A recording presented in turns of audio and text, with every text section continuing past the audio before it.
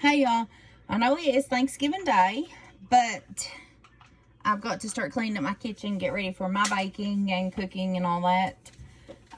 So I needed to work up what I collected yesterday, and this is what we call striped wintergreen. A lot of people call it spotted wintergreen. We call it striped around here. So I just wanted to do a quick video of me working it up to tell you just a little bit more about it in case you didn't know. It's definitely a plant that you want to find right now and put up for later use, or you may need it right now. I'm making a concoction with it, or well, I think the proper name is a tincture, but this is my concoction or my potion, as a lot of people call it.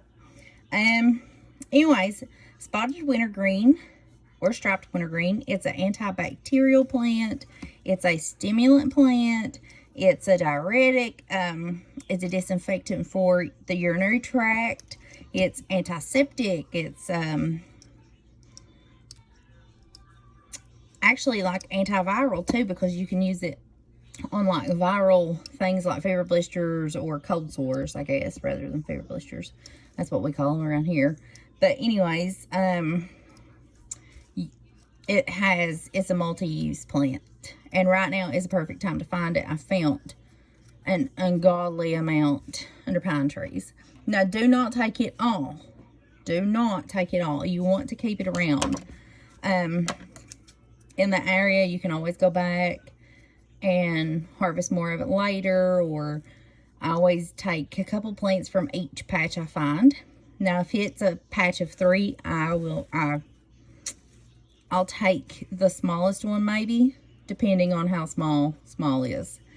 But you definitely don't want to deplete your plants in an area. So always remember that, and never take no more than what you need. So I have some for my tincture here, my concoction, and then I have a couple extra just so that it might feel a little jelly jar. It might be like 4 ounces once completely dried, maybe, if we're lucky. But I am just taking, and I've made sure this is clean. I've let it set and air dry for 24 hours. You can use it fresh. I like to just air dry everything out. That way, if it has a bug on it or something that I've missed, I don't wet it. I don't wash it. I just go through, and especially with the roots, because I am leaving the roots on, I just take my fingers and rub over the roots really quick. And then I'll like wad it up before I start cutting it, and shake it and slap it against the side of the zinc, and you know, all that stuff that we do to get dirt off of things. So I just cut it up with some scissors like this, and I'm going to put it in just a pint jar.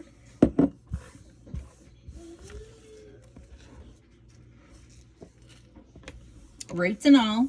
You don't have to do roots if you don't want to, but roots in items people don't understand is what pulls the minerals and stuff out of the ground that the plant uses to make all these healing and awesome properties that they have.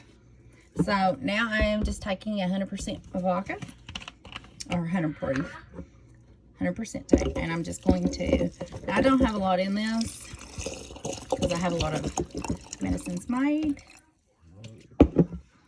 So I have a jar. That was probably like a quarter way up of plant material, and now with the vodka it's halfway, and that's it. And when you take it, you can do like an eyedropper full, about 30 drops, 15 30 drops. It doesn't matter for cold and stuff. But other ways that you can use this is a lot of people use it for arthritis and gout. You just apply crushed plant material to the affected area.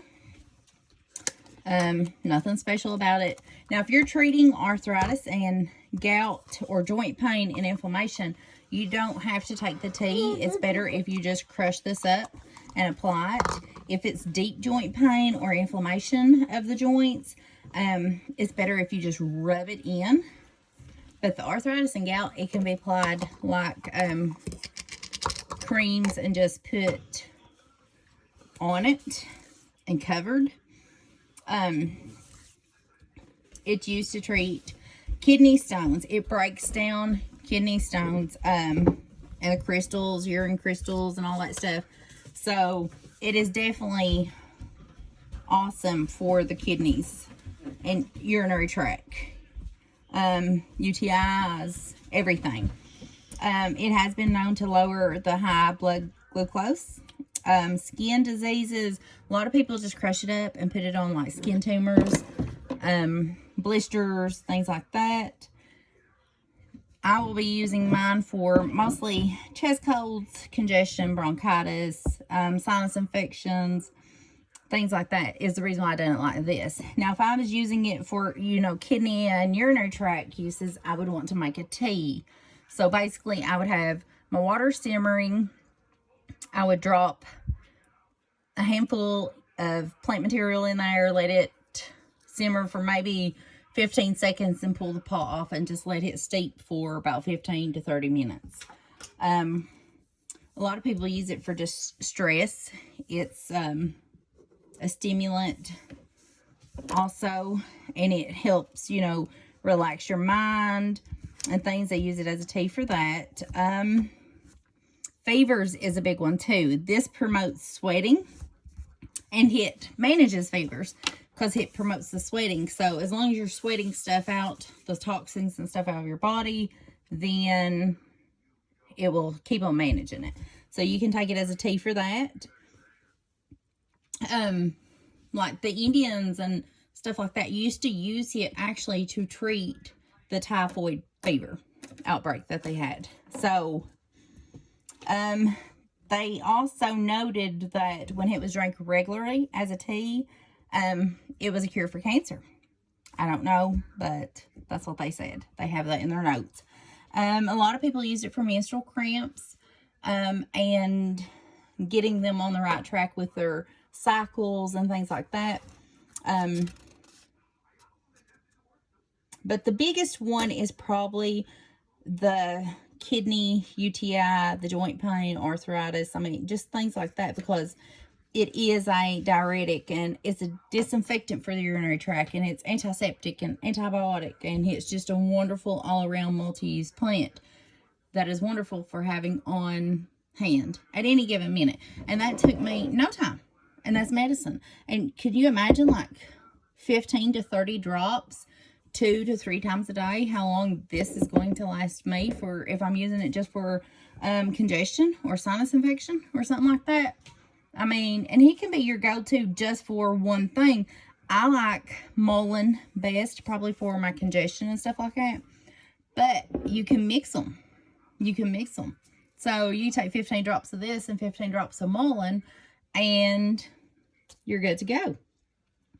So, and it is like, even with the alcohol, you can take, say, 10 drops out and dilute it with 5 drops of water, and people give it to their kids. So, it's not, I mean, it's a wonderful plant that you need to have on hand. I do have, I don't know if you can see this. This is my pine needles I've collected. And turkey tail mushrooms. I will touch base on those later. I just have to get this worked up and out of my way so I can start my cooking for Thanksgiving, or they're going to kill me. So, I just want to touch base on that because it has been a while since I done a video. But I will lid these and put them in a dark shelf.